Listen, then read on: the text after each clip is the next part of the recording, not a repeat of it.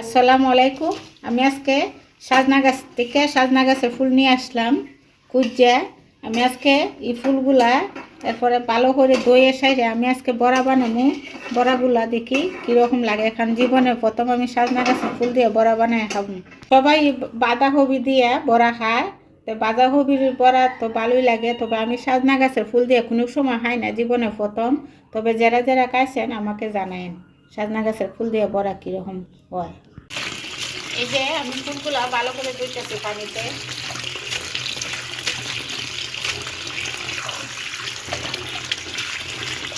আমি গাছের নিচ থেকে কুঁজে আনছি, এলাকা ভালো করে ধুইতেছি। যারা গাছ থেকে পারেন অত ভালো করে না দিলে সারবো, দুই দেওয়া দিলে সারবো। আমি নিচ থেকে কুঁজে আনছি কারণ ভালো করে ধুইতেছি, বালু টালু আছে। এই যে আমি ফুলগুলা এখন একটা প্লেটে নিচ্ছি।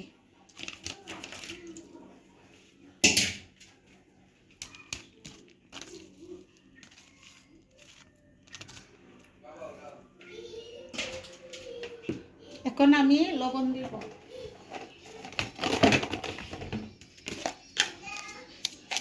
এই যে লবণ,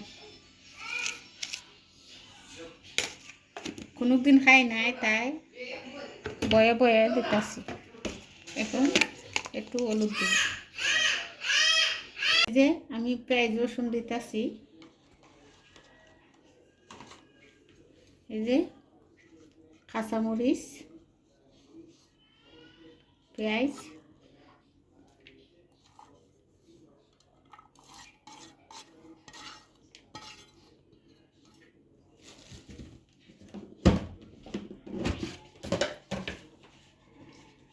আমি এখন ময়দা দিয়ে দিম।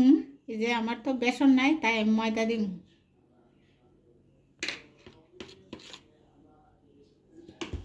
এখন আমি ভালো করে মাখবো।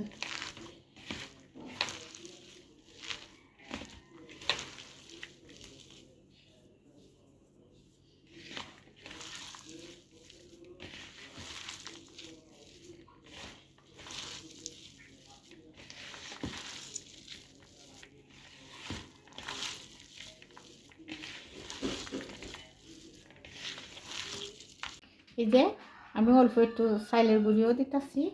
আপনার বাসায় থাকলে চালের গুঁড়া দিয়ে দিবেন। আমি ময়দাও দিছি, চালের গুঁড়াও দিছি।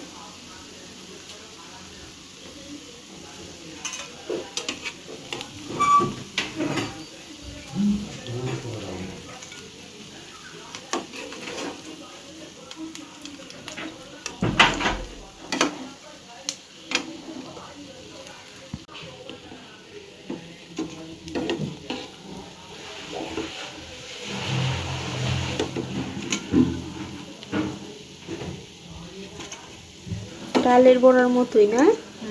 এই যে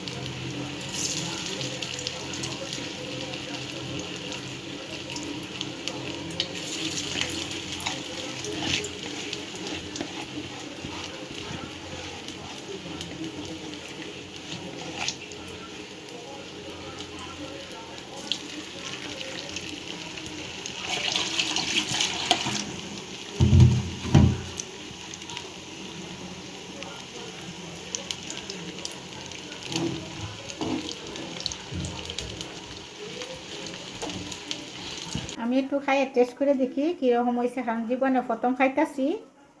তাই আমি মুড়ি বাচ্চা খাচ্ছি, আমার আরাম নাই। এই যে বিসমিল্লাহ।